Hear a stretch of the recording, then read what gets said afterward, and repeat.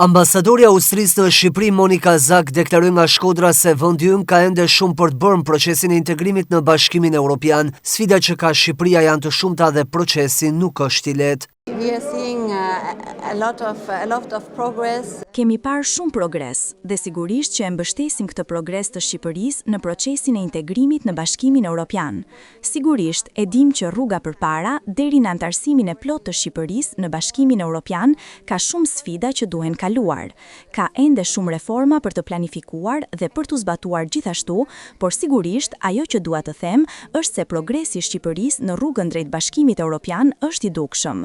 Komisioni Evropian e ka përshkruar në mënyrë shumë të qartë, konkrete dhe protokollare hapat që duhen ndërmarrë, dhe kjo rrugë është hap pas hapi dhe është një proces që do validohet me reformat dhe legjislacionin që do të bëhet lidhur me këtë rrugëtim.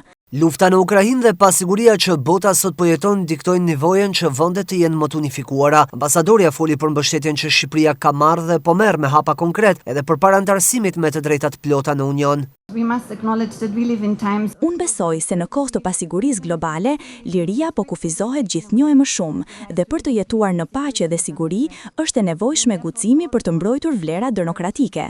Këtë vit ne festojmë si 30 vjetorin e antarësimit ton, ashtu edhe 70 vjetorin në Organizatën e Kombeve të Bashkuara.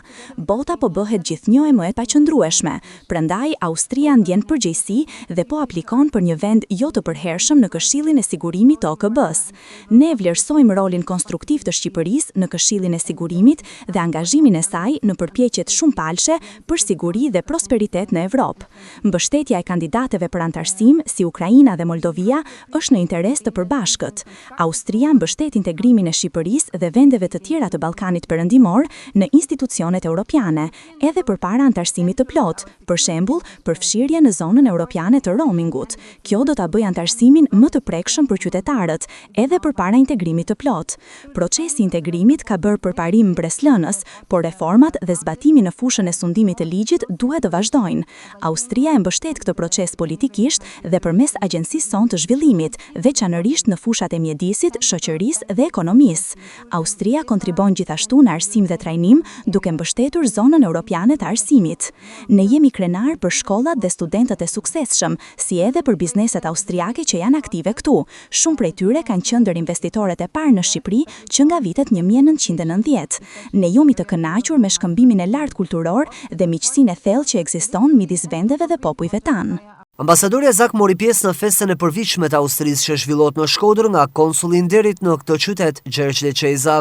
Austro-Hungaria dhe Austria e sotme janë miq më të sinqert dhe më të vlefshëm historik të kombit shqiptar, të cilët jo rastësisht kanë pasur një rol shumë të rëndësishëm e shpeshherë vendimtar në momentet ku është përcaktuar ndoshta edhe fati politik e historik i vendit tonë. Edhe sot, Austria dhe drejtuesit e saj kanë qenë dhe do të njëjtën dhe do të mbeten mbështetës garant të rrugës pakthim të Shqipërisë në familjen e madhe europiane. Në festën e Austrisë në Shkodër morën pjesë drejtues vendor, klerik dhe një sër personalitetesh nga fusha të ndryshme të jetës publike.